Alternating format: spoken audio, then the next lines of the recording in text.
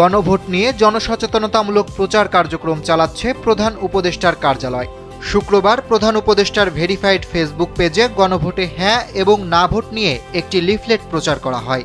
আপনারা নিশ্চয়ই খেয়াল করেছেন, বিভিন্ন সোশ্যাল মিডিয়ায় অথবা বিভিন্ন সরকারি অফিস আদালতে, এমনকি ব্যাংকে, আপনি যে কোনো ব্যাংকে যান সেখানেও দেখছেন নিশ্চয়ই যে আগামী নির্বাচনের দিন যে গণভোট অনুষ্ঠিত হবে, সেই গণভোটে হাতে যাতে আপনি ভোট দেন, মানে হা ভোট দেওয়ার জন্য এক ধরনের প্রচারণা চলছে। এটা নিয়ে আমি কথা বলেছি যে সরকার অথবা সরকারের কোনো প্রতিষ্ঠান তারা কি গণভোটে নির্দিষ্ট একটা মার্কার পক্ষে, নির্দিষ্ট একটা পক্ষে ভোটের জন্য প্রচারণা চালাতে পারেন কি না, এটা নৈতিক ব্যাখ্যাটা কি হতে পারে তা নিয়ে আমি মোটামুটি কথা বলেছি এবং এটা আপনারা দেখেছেনও বটে। কিন্তু প্রশ্ন হচ্ছে, আবারও আমি ওই প্রসঙ্গটা আসছি যে জুলাই সনদের জন্য যে এই যে রেফারেন্ডামটা হচ্ছে, গণভোটটা হচ্ছে, এটা হচ্ছে জুলাই সনদের উপর। জুলাই সনদটাকে আপনারা পাস করতে চান কিনা, মানে এই জুলাই সনদের উপর 4টা প্রশ্ন আপনাদের সামনে রাখা হবে এবং আপনি যদি হাঁ দেন তাহলে 4টাই হাঁ হবে, আর যদি না দেন তাহলে 4টাই না হবে। এবং প্রচারণাটা কীভাবে চালানো হচ্ছে এটা নিয়ে আমি একটু পরে কথা বলছি। তার আগে বরং আমরা একটু দেখে নেই যে প্রচারণাটা কীভাবে চালানো হচ্ছে। বিভিন্ন পত্রপত্রিকাও দেখছি, মিডিয়াকেও দেখছি, তারাও কিন্তু এই ধরনের প্রচারণা চালাচ্ছে। যেমন আমি একটা প্রচারণা আপনাদের একটু পড়ে শোনাই, আপনারা দেখেন প্রচারণাটা। সেখানে কি বলা হয়েছে, কয়েকটা পয়েন্ট দেওয়া হয়েছে এবং সেই পয়েন্টগুলো বলা হয়েছে যে না দিলে এগুলো কার্যকর হবে না, হা দিলে এগুলো কার্যকর হবে। যেমন বলা হয়েছে এখানে সব দল মিলেমিশে তত্ত্বাবধায়ক সরকার, নির্বাচন কমিশন ও পিএসসি গঠনে অংশ নেবে। সংবিধান ইচ্ছামতো পরিবর্তন করা যাবে না। গুরুত্বপূর্ণ পরিবর্তনের ক্ষেত্রে গণভোট বাধ্যতামূলক হবে। বিরোধী দল থেকে ডেপুটি স্পিকার ও গুরুত্বপূর্ণ কমিটি সভাপতি নির্বাচিত হবেন। প্রধানমন্ত্রী সর্বোচ্চ 10 বছর দায়িত্বে থাকবেন। সংসদে নারীর প্রতিনিধিত্ব বাড়বে। পার্লামেন্টে উচ্চ কক্ষ গঠিত হবে। রাষ্ট্রপতি দণ্ডপ্রাপ্তকে ইচ্ছামতো ক্ষমা দিতে পারবেন না। রাষ্ট্রপতি ও প্রধানমন্ত্রীর ক্ষমতার ভারসাম্য থাকবে। তারপরে লেখা আছে, না ভোট দিলে এগুলো কার্যকর হবে না। দেশে চলমান 1972-এর সংবিধান অব্যাহত থাকবে। তবে প্রধান উপদেষ্টা সবাইকে হ্যাঁ ভোট দিতে অনুরোধ করেছে। এই হলো বিজ্ঞাপনের ভাষা। এই বিজ্ঞাপন কিন্তু বিভিন্ন জায়গায় দেখা যাচ্ছে এখন। দুটো জিনিস, একটা হলো না দিলে এগুলো কার্যকর হবে না। আমার এখানে একটা মারাত্মক আপত্তি আছে, না দিলে এগুলো কার্যকর হবে না আপনাকে কে বললো?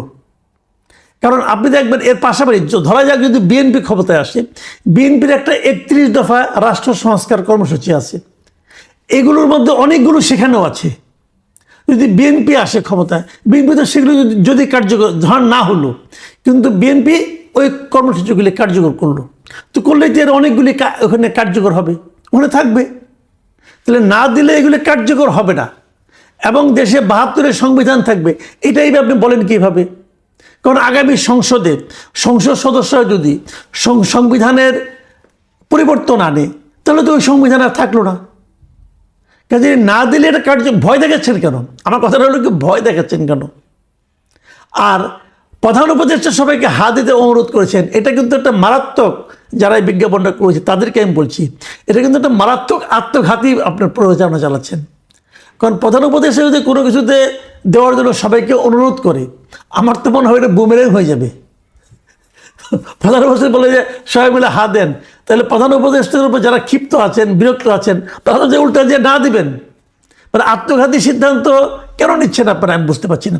যাই হোক, এই যখন এটা ছাপা, এর যখন প্রচার হচ্ছে, তখন বিপরীত দিকে আমি সোশ্যাল মিডিয়ায় আরেকটা বিজ্ঞাপন দেখলাম, আরেকটা প্রচারণা দেখছি। সেখানে হলো যে গণভোটের না ভোট দিন, এরাও আবার প্রচারণা করছে যে আপনি না দেন এবং না ভোট দিলে কি হবে সেটা বলে দিচ্ছে। যে যদি আপনি দেখেন কি বলছে, যদি আপনি সংবিধানে বিসমিল্লাহ শব্দটি রাখতে চান, সংবিধানের শুরুতে পরম করুণাময় আল্লাহর প্রতি বিশ্বাস লেখাটি চান, দেশের গণতান্ত্রিক ব্যবস্থা চান, পূর্বের মতো আইন শৃঙ্খলা পরিস্থিতি চান, অর্থনীতি ও বাণিজ্য স্থিতিশীলতা চান, মব মুক্ত ও সুবিচারের বাংলাদেশ চান, বাংলাদেশকে সার্বভৌম দেখতে চান, তাহলে আপনারা সবাই না ভোট দিন। আচ্ছা, এই যে প্রচারণা হচ্ছে, এই প্রচারণাটা কি গ্রহণযোগ্য? না ভোট দিলে কি আপনি কি পাবেন? ধরেন পূর্বের মতো আইন শৃঙ্খলার পরিস্থিতি চান, অর্থটা কি? পূর্ব মানে কোন পূর্বে? আওয়ামী লীগের আমলের? আওয়ামী লীগের আমলে আইন শৃঙ্খলা পরিস্থিতি খুব ভালো ছিল, তখন কি লোকজনকে নিয়ে গুম করতেন না আপনারা? গুম তো হতো। তাহলে ওই আইন শৃঙ্খলাকে আপনি চান? আমি চাই না তো ভাই। আবার বলছে কি যে অর্থনৈতিক বাণিজ্য স্থিতিশীলতা চান। আওয়ামী লীগ আমলে কি অর্থনীতি ভালো ছিল? এই এস আলমরা যে ব্যাংক লুটপাট করে নিয়ে গেছে, এটা কি ভালো অর্থনীতির পরিচয় বহন করে? দেখেন, এই দুটো বিজ্ঞাপনে কিন্তু প্রকৃত যে তথ্যটা, প্রকৃত যে চেহারাটা গণভোটের, সেগুলিকে আড়াল করছে। যারা না চাচ্ছে তারা তাদের মতো করে প্রচার করছে, যারা হ্যাঁ চাচ্ছে তারা তাদের মতো করে প্রচার করছে। জনগণ কোথায় যাবে? তাহলে জনগণের উপায়টা কি?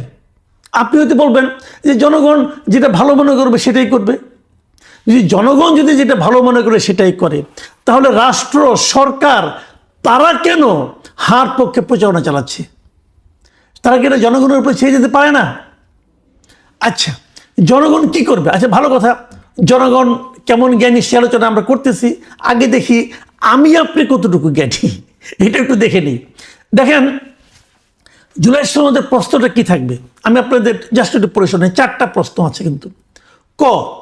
ক প্রশ্নটা হলো, নির্বাচনকালীন সময়ে তত্ত্বাবধায়ক সরকার, নির্বাচন কমিশন এবং অন্যান্য সাংবিধানিক প্রতিষ্ঠান জুলাই সনদে বর্ণিত প্রক্রিয়ার আলোকে গঠন করা হবে। 1 নম্বর এটা। খ বলা হয়েছে, আগামী সংসদ হবে 2 কক্ষ বিশিষ্ট। জাতীয় সংসদ নির্বাচনে দলগুলোর প্রাপ্ত ভোটের অনুপাতে 100 জন সদস্য বিশিষ্ট একটি উচ্চ কক্ষ গঠিত হবে এবং সংবিধান সংশোধন করতে হলে উচ্চ কক্ষের সংখ্যাগরিষ্ঠ সদস্যের অনুমোদনে হবে। এটা 2 নম্বর। আর 3 নম্বর হলো, সংসদে নারীর প্রতিনিধি বৃদ্ধি, বিরোধী দল থেকে ডেপুটি স্পিকার ও সংসদীয় কমিটির সভাপতি নির্বাচন, প্রধানমন্ত্রীর মেয়াদ সীমিতকরণ, রাষ্ট্রপতির ক্ষমতা বৃদ্ধি, বিচার বিভাগের স্বাধীনতা সহ বিভিন্ন বিষয়ে যে 30টি প্রস্তাবে জুলাই জাতীয় সনদে রাজনৈতিক দলগুলোর ঐক্যমত্য হয়েছে, সেগুলো বাস্তবায়নে আগামী নির্বাচনে বিজয়ী দলগুলো বাধ্য থাকবে। এবং ঘ হচ্ছে, জুলাই সনদে বর্ণিত অন্যান্য সংস্কার রাজনৈতিক দলগুলোর প্রতিশ্রুতির অনুসারে বাস্তবায়ন করা হবে।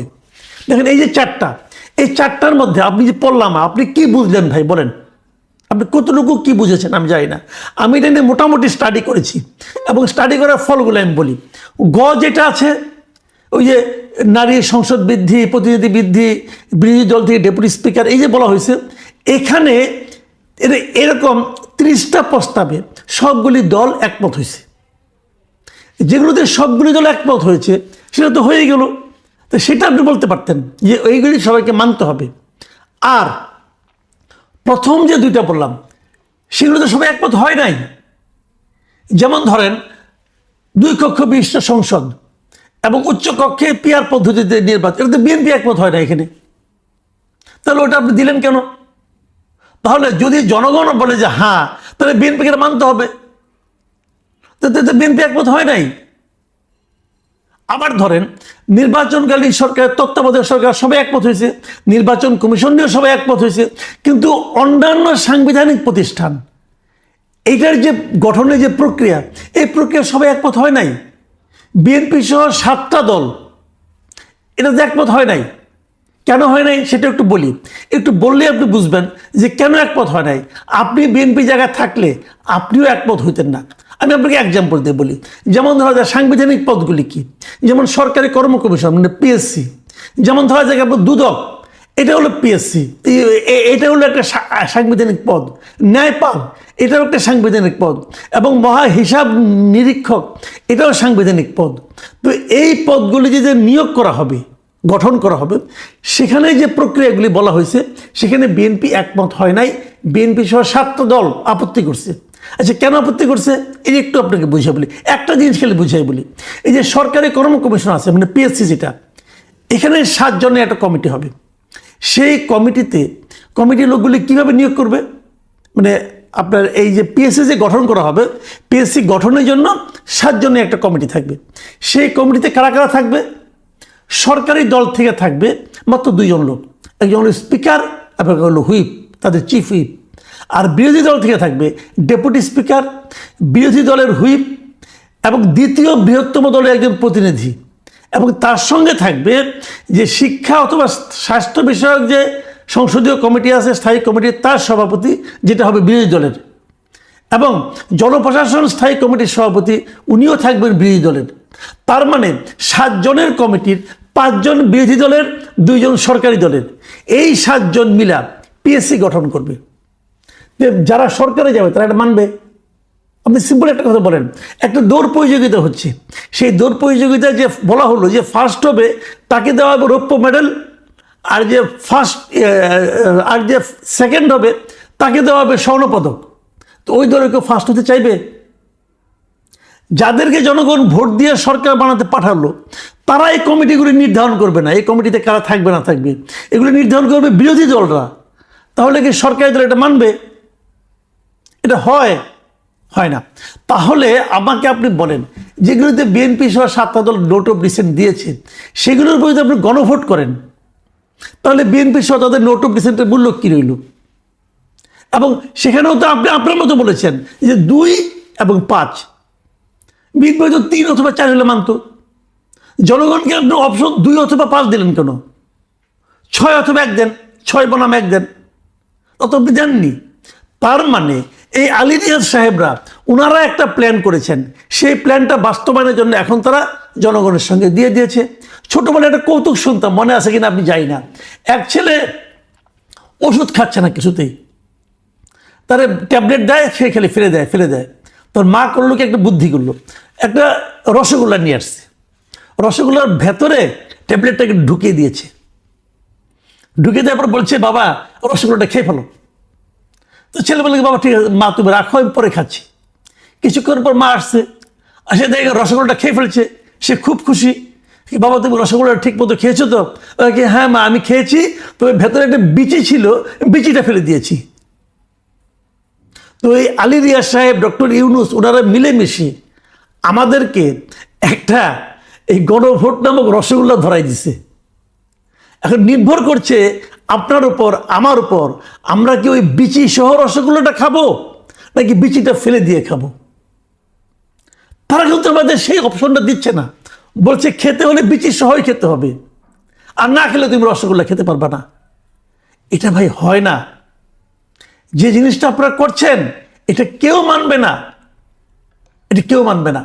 আপনারা যদি যে গয়ে যেটা আছে যদি ওটা দিতেন, যে 30টাতে একমত হয়েছে সেই 30টাই মানবেন, এবং তার সঙ্গে যদি ঘ দিয়ে দিতেন যে জুলাই সনদে বর্ণিত অন্যান্য সংস্কার রাজনৈতিক দলগুলোর প্রতিশ্রুতি অনুসারে বাস্তবায়ন হবে, তাহলে হয়ে যেত।